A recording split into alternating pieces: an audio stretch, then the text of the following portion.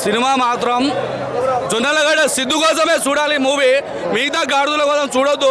ఈ ప్రకాష్ రాజ్ లాంటి గాడిదలకు లంగలకు తెలుగు భాష అయినా తెలుగు ప్రజలైనా ఇష్టం ఉండదు. ఈ లంగలకు ఈ ప్రకాష్ రాజ్ అని ఇంత మంచి పవర్ఫుల్ క్యారెక్టర్ ఇవ్వద్దు.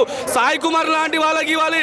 అదేవిధంగా జగపతి బాబు లాంటి వాళ్ళు చచ్చిననుకున్నావా తెలుగు ఇండస్ట్రీ ప్రొడ్యూసర్లారా దయచేసి ఇక బయట వాళ్ళకి ఎందుకు మీరు ఇంత మంచి క్యారెక్టర్ ఇస్తారు?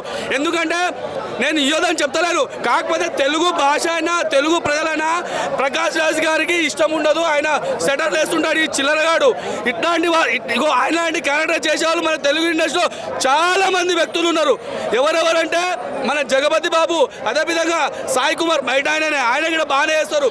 కాకపోతే సినిమాలో ఫస్ట్ హాఫ్ మాత్రం దొబ్బింది, మ్యూజిక్ బాగలేదు, స్టోరీ మాత్రం రొటీన్ స్టోరీనే. కాకపోతే తీయచ్చు, దేశం కోసం ఏదో ప్రయత్నం చేశాను భాస్కర్ గారు.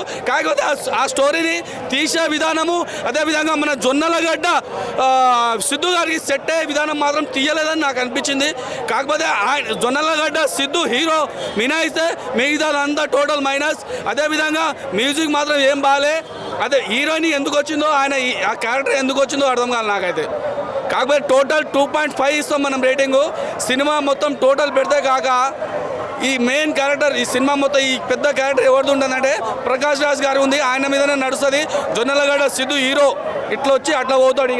ఇక అంతవరకే మన మూవీ అయితే నాకైతే నచ్చలే బ్రదర్. హీరో కోసం చూడాలి, జొన్నలగడ్డ సిద్ధు ఫ్యాన్స్ మాత్రం చూడాలి. 2.5 రేటింగ్. సినిమా చూశాను పోయి ఇప్పుడే ఉందపోయే సినిమా పాప జాక్ సినిమా పోయా. ఈ సినిమా ఎవడైతే బాగలేదంటాడు ఓడొక జాకో అంతే. ఆడొక జాకో కాడు, పెద్ద జాకో అంతే. జాకులకే జాకో. ఓడొక కొజ్జా సినిమా బాగలేదన్నాడు. ఎందుకంటే ఈ సినిమా ఒక దేశభక్తికి సంబంధించిన సినిమా. అసలు ఇలాంటి సినిమా ఎవడు అవుతుందా?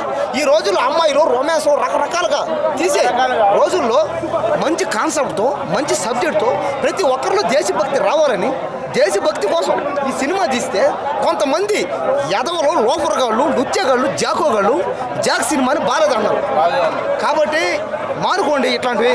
దయచేసి దేశం కోసం తీసే సినిమాల్ని ఎంకరేజ్మెంట్ చేయండి. దయచేసి మాలాంటి వాళ్ళని డిస్కస్ చేయకండి. మమ్మల్ని వేరే లోకంలోకి లాక్కండి. ఇది ఒక దేశభక్తికి సంబంధించింది.